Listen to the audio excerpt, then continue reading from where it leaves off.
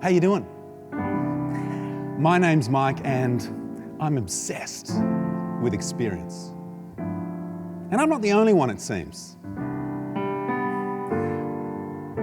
Everywhere in the world, someone is preaching about the power of customer experience, or employee experience, brand experience, digital experience.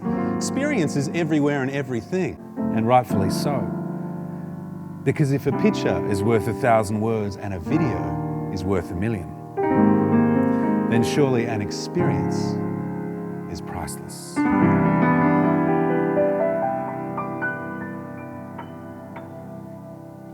But I want to speak today about a specific kind of experience.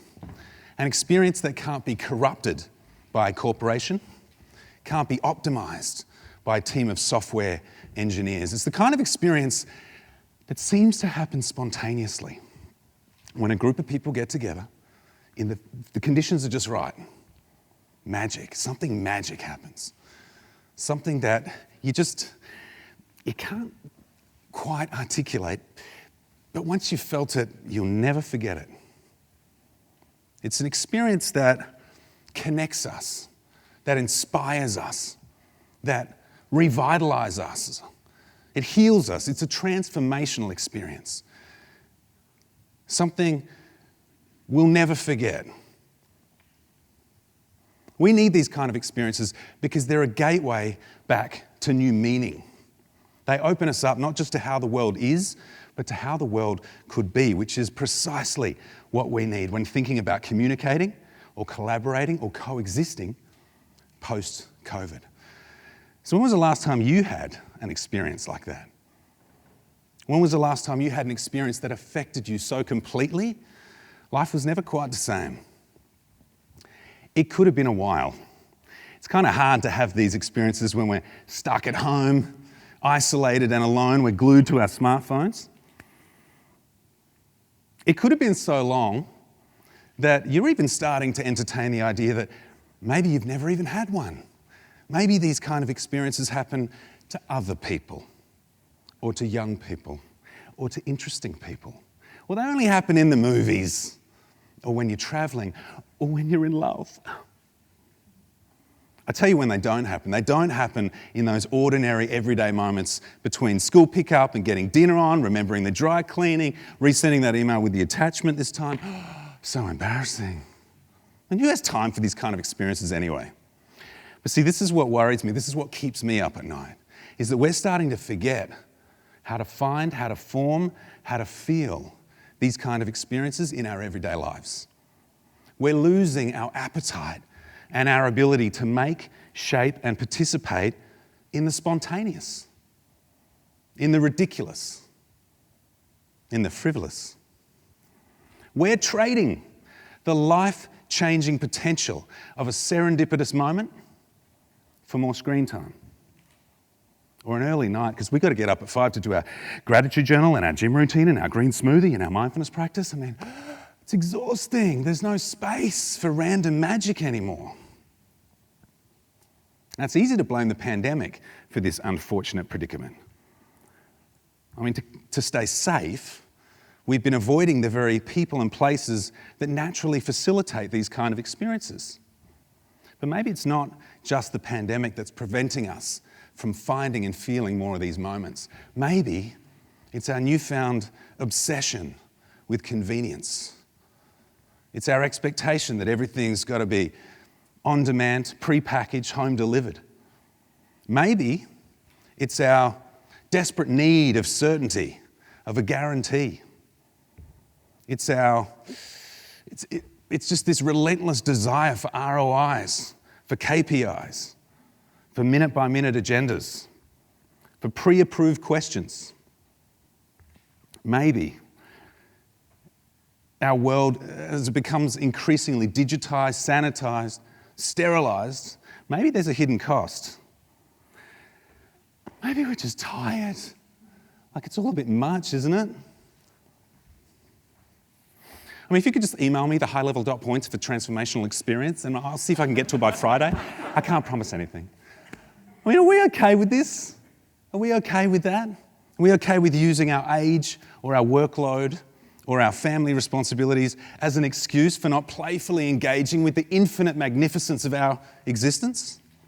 Are we okay with accepting that life post-COVID might look just like this constant rearranging of colour-coded blocks in our calendar, interspersed with this relentless, insidious addiction to social media? Because I've got to tell you, I'm not okay with it, which is why I've spent my life designing and shaping these moments of magic with friends and strangers, and why I want you to be someone who does the same. Now, my love affair with a spontaneous, transformative experience began when I started out as a professional musician.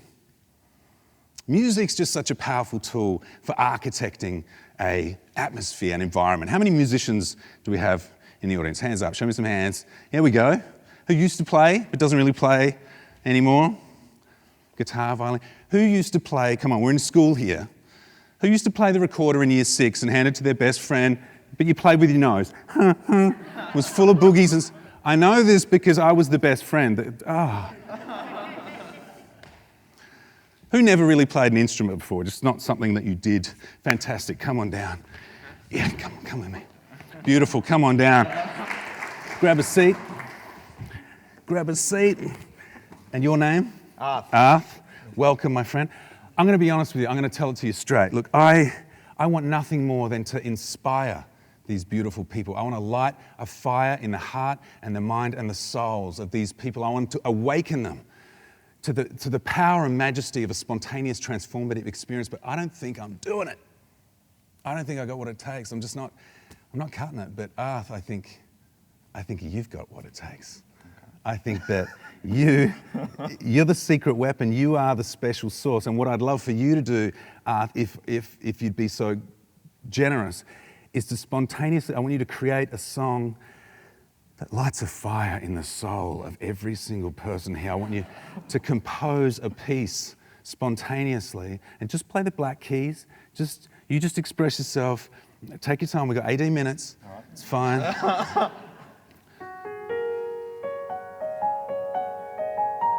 Whoa. Yes. I'm feeling it. This is good, Arth. Wow, more of this. They're starting to get it. They're getting it. Can I join in? You keep going, Arth. Keep going, Arth. Whoa. Arth. Wow. I did not expect that. Whoa, it's a PG show, Arth. Come on, this is so sultry. Okay. All right, sing for us, Arth. Come on, sing for us. And the big finish. Are you ready?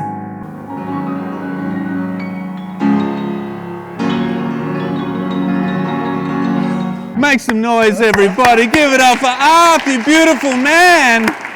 What was that? What was that? Oh my goodness. TEDx Melbourne High. Did we just have a spontaneous, transformative experience? We did, didn't we? Feels good, doesn't it? Something about it. We want more of it. So I don't want to diminish the experience that we just had by reducing it to 3 top tips or 6 practical hacks.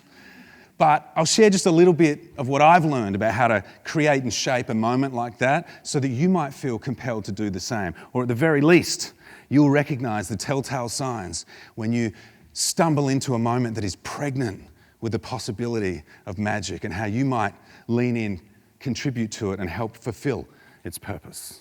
Now, the first thing that I learned about spaces like that, or about transformation, how to create a transformational space, is that transformation, it requires a little heat.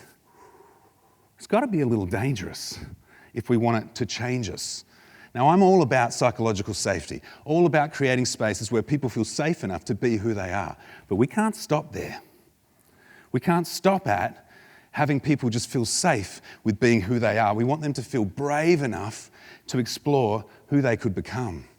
We want them to find the courage to step up and into a bigger vision and version of themselves, to step outside their comfort zone, to explore and experiment with their wild, untamed potential. And we just saw that. Arthur had never played an instrument before.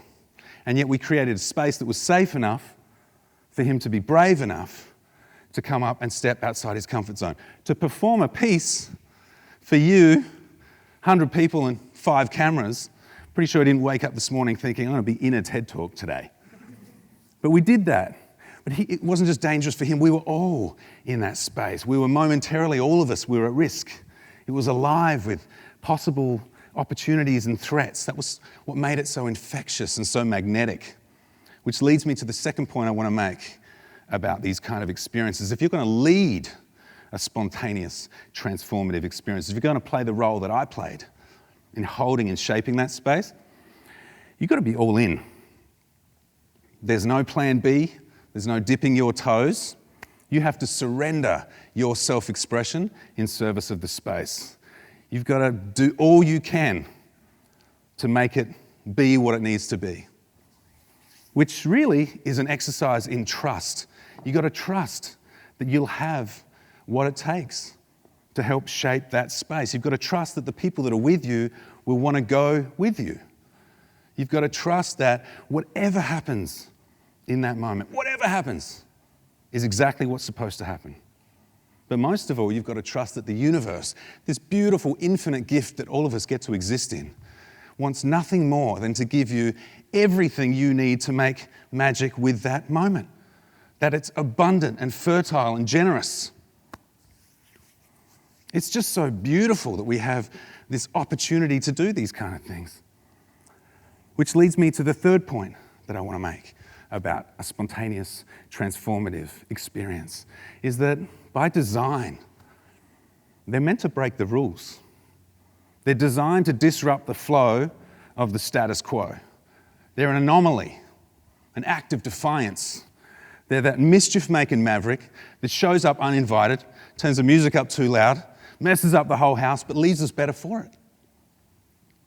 We need them, but it's the contrast that's so compelling, that shakes us up, wakes us up. It's like diving into a pool of hot water after sitting in a hot sauna. I say hot water? Diving into a pool of cold water after sitting in a hot sauna. They shake us out of our regular routines and habits and patterns. It's what keeps us alive.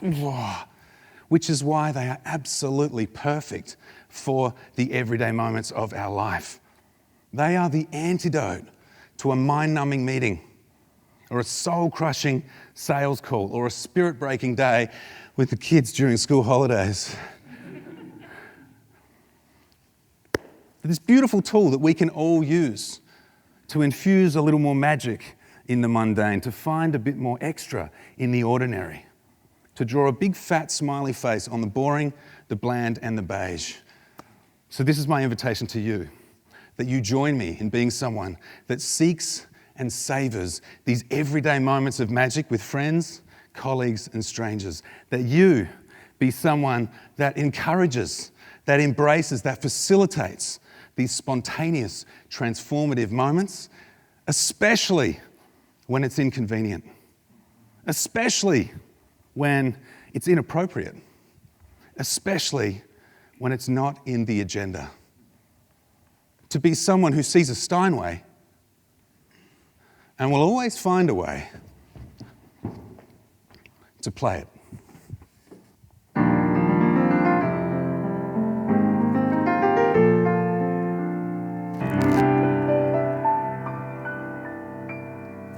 Thank you.